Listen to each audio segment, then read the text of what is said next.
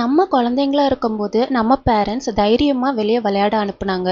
மதியம் சாப்பிட்றதுக்கு மட்டும்தான் வீட்டுக்கு போவோம். ஈவினிங் வந்துட்டு தான் வீட்டுக்கே வருவோம் திரும்ப விளையாடிட்டு. அந்த தைரியம் வந்து இப்போ இந்த காலத்தில் இருக்கா அப்படிங்கிறது வந்து ரொம்ப கொஸ்டின் மார்க்காக தான் இருக்குது. நம்ம இப்போ பேரண்ட்ஸாக இருக்கோம். நம்ம குழந்தைங்க 24 மணி நேரமும் மொபைலே வச்சிட்டு இருக்காங்க அப்படி ஒரு சைடில் பயந்தா, இன்னொரு சைடு வந்து வெளியே விடுறதுக்கு ரொம்பவே பயமாக இருக்குது. ஏன்னா கோவை சம்பவம் எடுத்துக்கோங்க. இந்த மாதிரி அது மட்டும் இல்லை, எக்கச்சக்கமாக வருஷம் வருஷம் நடந்துக்கிட்டு தான் இருக்குது. ஆனால் பேரண்ட்ஸாக யோசிக்கும் போது படிக்க வைக்கிறதை தாண்டி நம்ம அந்த குழந்தைங்களுக்கு எப்படி அவேர்னஸ் சொல்லி கொடுக்குறது அப்படிங்கிற பயமே வந்துடுச்சு ஒவ்வொரு பேரண்ட்ஸ்க்கும். ஏன்னா எனக்குமே நானும் ஒரு பொன் குழந்தைக்கு அம்மாவா அப்படி யோசிக்கும் போது எனக்குமே அந்த பயம் இருக்கதா செய்யுது. எப்படி வளர்க்க போகிறோம் இந்த சொசைட்டியில் அப்படிங்கிற மாதிரி. அதை வந்துட்டு எப்படி ஓவர் கம் பண்ணுறது அப்படிங்கிறத தான் நம்ம ஒவ்வொன்றும் யோசிக்க வேண்டியதாக இருக்குது. இதில் வந்து 2-3 பாயிண்ட்ஸ் எடுத்து வச்சுருக்கேன். என்ன மாதிரி பேரண்ட்ஸாக இருக்கீங்க அப்படின்னா கண்டிப்பாக ஒரு 2-3 பாயிண்ட் வந்து உங்களுக்கு யூஸ்ஃபுல்லாக இருக்கும் அப்படிங்கிறத நான் நம்புகிறேன். வீடியோ ஃபுல்லாக ஸ்கிப் பண்ணாமல் பாருங்கள், கண்டிப்பாக யூஸ்ஃபுல்லாக இருக்கும். இந்த காலத்தில் குழந்தைங்கள சேஃப்டியாக வளர்க்குறது ரொம்பவே முக்கியமாக இருக்குது. அதில் வந்து யாராவது ஒருத்தங்க சாக்லேட் கொண்டு வந்து கொடுத்தா அம்மா அப்பா பெர்மிஷன் இல்லாமல் வாங்கக்கூடாது அப்படின்னு சொல்லி கொடுங்க. சாக்லேட் கொடுத்தாங்கன்னா அம்மா அப்பா கிட்ட வந்து இந்த மாதிரி இந்த அங்கிள் சாக்லேட் கொடுத்தாங்க, இந்த ஆன்ட்டி சாக்லேட் கொடுத்தாங்க அப்படின்னு சொல்லி கொடுங்க. சொல்கிறாங்க அப்படின்னா யாருன்னு வந்து பார்த்து அதுக்கேற்ற டிசைட் பண்ணுங்கள்.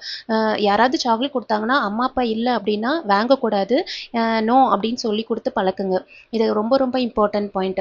இன்னொன்று, யாராவது தெரியாதவங்க இருக்காங்க இல்லை தெரிஞ்சவங்க நெய்பராக இருந்தாலும் சரி ரிலேட்டிவாக இருந்தாலும் சரி வந்து குழந்தைய கூப்பிடுறாங்க, தனியாக கூப்பிடுறாங்க அப்படின்னா விடாதீங்க. யாராவது ஒருத்தர் போங்க, ஒன்று அம்மா போங்க இல்லை அப்பா கூட போங்க, தனியாக விடாதீங்க. ஏன்னா இந்த காலத்தில் யாரையுமே நம்ப முடியும். நல்லா பேசுவாங்க வெளியே, ஆனால் பின்னாடி எப்படி நடந்துக்கிறாங்க அப்படிங்கிறது நமக்கு தெரியாது இல்லையா. அவங்க எப்படி வேணாலும் இருந்துட்டு போட்டோம், நம்மளோட சேஃப்டி ரொம்ப முக்கியம். ஸோ நம்ம குழந்தைங்களோட சேஃப்டி ரொம்ப முக்கியங்கிறனால இது கண்டிப்பாக பண்ணி தான் ஆகணும். அவங்க தப்பாக நினச்சிட்டு போட்டோம், சொல்லிடுங்க. இந்த மாதிரி குழந்தைய தனியாக விட முடியாது, நானும் கூட வரேன் அப்படிங்கிற மாதிரி சொல்லிடுங்க ஓப்பனாகவே. எதுனாலும் ஓகேன்னு சொல்லிட்டு விடாதீங்க. ஏன்னா எதுனாலும் நடக்கலாம் ஃப்யூச்சரில். குழந்தைங்க எங்கேயாவது தொலைஞ்சு போயிட்டாங்க அப்படின்னா பேரண்ட்ஸோட ஃபோன் நம்பரை மெமரைஸ் பண்ண சொல்லிக் கொடுங்க. இந்த மாதிரி தொலைஞ்சிட்டு அப்படின்னா இந்த நம்பரை ஞாபகம் வச்சுக்கோ.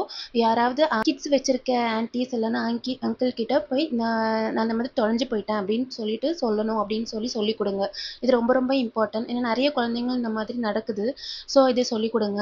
இன்னொன்று வந்துட்டு குட் டச் பேட் டச் சொல்லிக் கொடுங்க. இப்போ யாராவது இது வந்து நம்ம குழந்தைங்களுக்கு சொல்லணுமா அப்படின்னு சொல்லிட்டு பேரண்ட்ஸ் வந்து ரொம்ப இதாக ஃபீல் பண்ணாதீங்க. ஏன்னா நம்ம பெற்றவங்க சொல்லிக் கொடுக்குறத விட ஒரு டீசெண்டாக இருக்கிறது எதுவுமே இருக்க முடியாது. குட் டச் பேட் டச் சொல்லிக் கொடுக்குறதுல தப்பே கிடையாது. அவங்களா நம்ம வந்து பேட் டச் அப்படி யாராவது அன்கம்ஃபர்டபுளாக டச் பண்ணாங்கன்னா நோ அப்படின்னு சொல்லிக் கொடுங்க. ஸ்ட்ராங்காக சொல்லிக் கொடுங்க, ஷவுட் அவுட் பண்ண சொல்லுங்கள். இது ரொம்ப ரொம்ப இம்பார்ட்டன்ட்.